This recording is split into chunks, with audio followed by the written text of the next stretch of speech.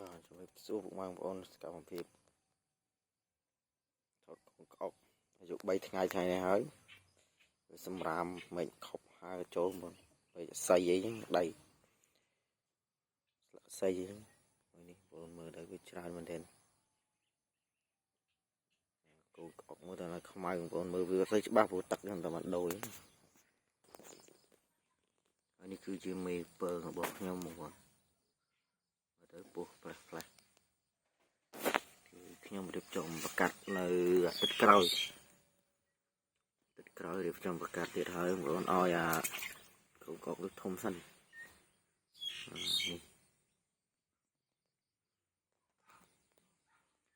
ះចិត្តលៀងគឺខ្ញុំនឹងឆែកវាតាមមេណាមានពើប្រមាណអាចប្រកាសបានអញ្ចឹងស្នុកយើងកំណត់អកម៉ូនបាទនេះបងប្អូននេះឥឡូវនេះខ្ញុំត្រូវរីមើងដើម្បីការពារសត្វកុកសត្វផ្សេងមកស៊ីកូនកុកបងប្អូនស៊ីកូនកុកនៅតង់នោះឡើងអស់ហើយ2-3ថ្ងៃទៀតខ្ញុំយាយកូនកុកខាងនោះយកមកដាក់តង់ខាងនេះម្ដង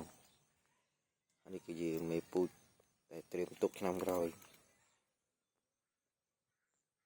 បងប្អូនឡើងទៅសព្រុះខ្ញុំតន់បានលាងទេរៀបចំលាងឥឡូវហ្នឹងបង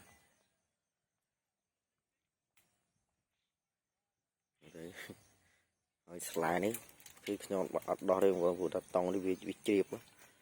អញ្ចឹងខ្ញុំទុកតែស្លែនេះអញ្ចឹងទៅការពារកុំឲ្យវាជ្រាបឲ្យវានៅស្លែមើលទៅវាធំកខ្វក់ទេបងប្អូនតែដល់ពេលយើងលាងទៅវាស្អាតហើយ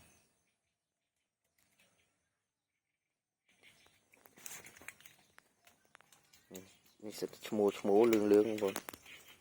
ពូធំហ្នឹងមេពូធំមេសួរអាចនឹងមានពើងបងប្អូនមេនេះដូចជាមានពើងព្រោះអាយុវា7ខែជាងហើយចូល8ខែដាច់ខែ4ដាច់ចូលខែ4 8ខែបងប្អូនមេហ្នឹង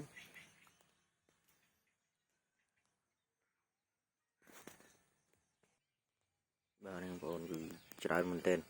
សម្រាប់កូនក្អុក